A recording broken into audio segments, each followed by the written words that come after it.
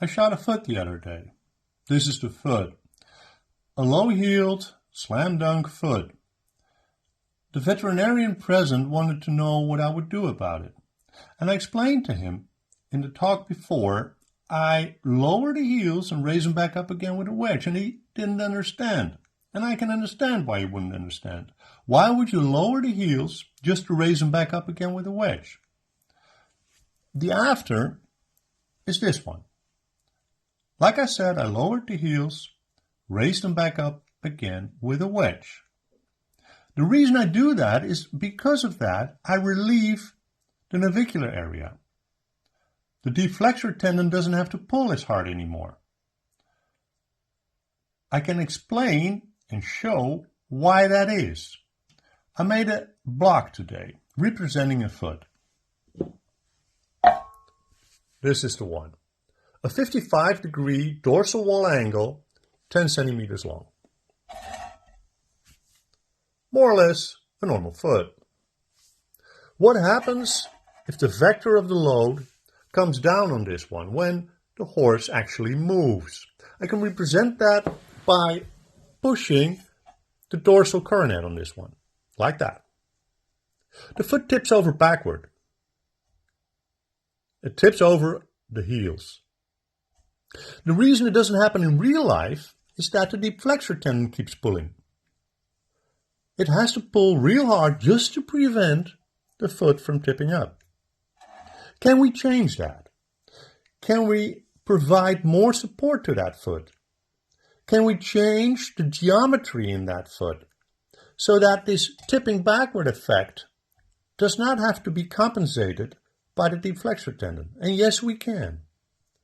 We do that by lowering the heels like all shoers get taught. And if that ends up with a dorsal wall too low, we need wedges. What are those changes? Let me show you. I made another block. On that block, I trimmed the heels back to the widest part of the frog. In this case, I ended up with a 45 degrees, 10 centimeter long, same length, hoof wall. Now, those measurements, those angles are arbitrary. It's just for demonstration purposes.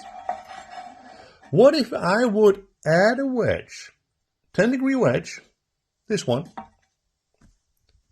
10 degrees, to add it to the foot to get back to my 55-degree dorsal hoof wall angle? Do that. Now, I have a 55-degree dorsal wall angle. Look, exactly the same as it was before. But I changed the geometry completely. And that has an astonishing effect. Look. The tipping over backward of the foot doesn't happen anymore. It just slides. It's way more supported now. And this is what you do when you shoe a horse like that.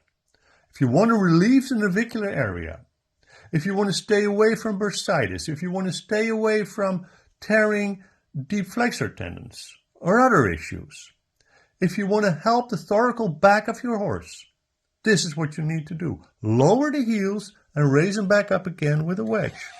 That change of geometry makes all the difference. Thank you.